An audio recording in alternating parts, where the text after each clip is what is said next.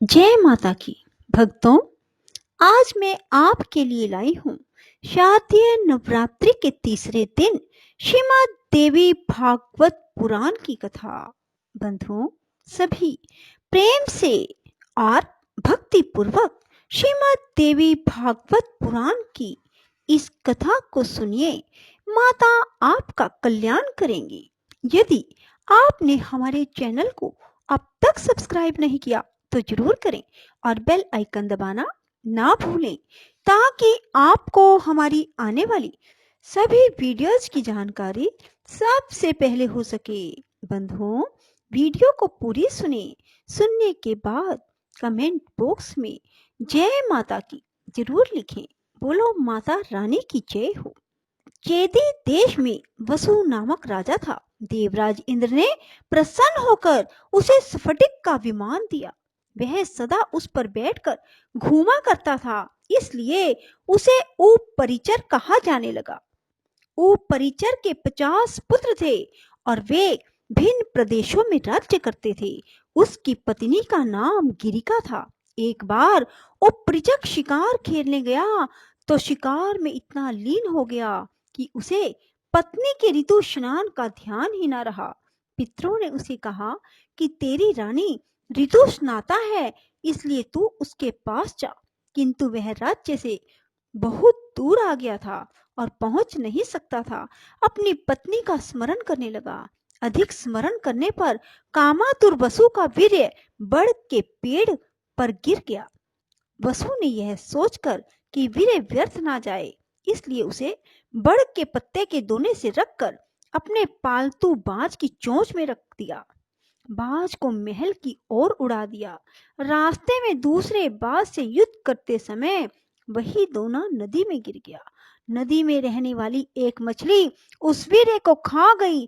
10 माह बाद संयोगवश एक धीमर के जाल में वह फंस गई और धीमर ने काटा तो उसके पेट में से एक लड़का और एक लड़की निकले। लड़की का नाम मत्स्य गंधा रखा गया और उसे धीमर को दे दिया गया।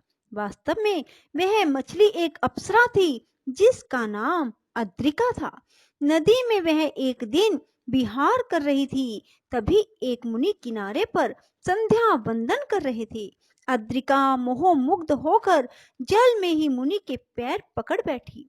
इस पर नाराज होकर मुनि ने उसे मछली बन जाने का श्राप दे दिया। अपनी मूर्खता और मुनि के शाप की अमोघता का विचार कर अद्रिका बहुत दुखी हुई और मुनि के चरणों में गिरकर पश्चाताप एवं शाप की निवृत्ति के लिए प्रार्थना करने लगी।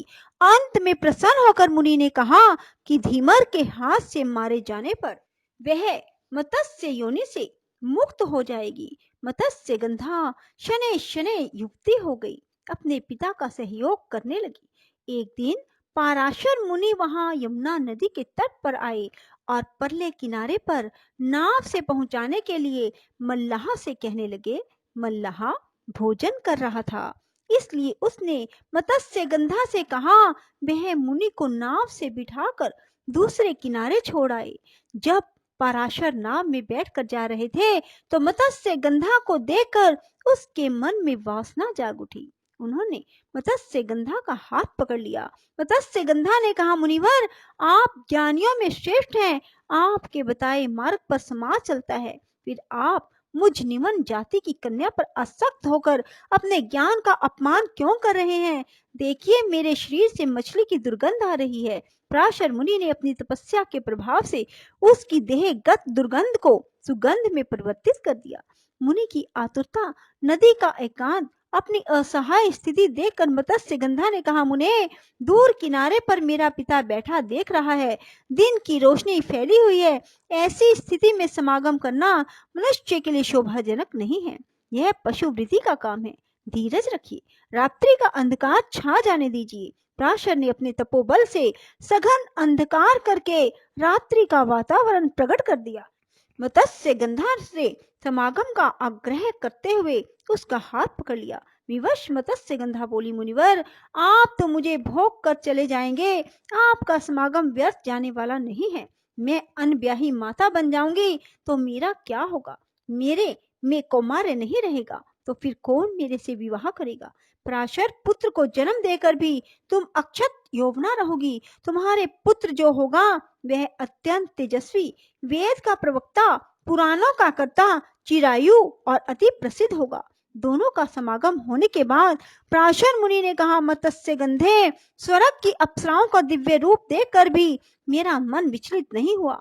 मैं कामचित तो नहीं, पर मन की उस श्रृंखला पर धर्म और धैर्य से नियंत्रण रखा करता हूँ। यह दैवयोग ही कहा जाए कि तुम्हें देखकर मेरे मन में वासना जाग गई। अभी मैंने जो कहा है वह सत्य होगा।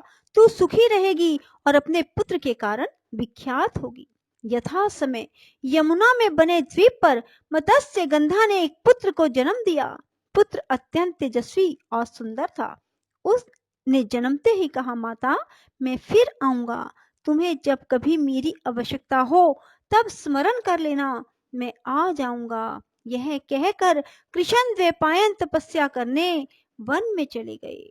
ऋषियों ने सूत जी से पूछा, सूत जी, महाराज भीष्म ने बड़े भाई होकर भी पिता का राज्य क्यों नहीं लिया, और विचित्र वीर्य के मरने पर वेद व्यास ने छोटे भाइयों की पत्नी के साथ समागम करके धर्म और वेद विरुद्ध आचरण क्यों किया?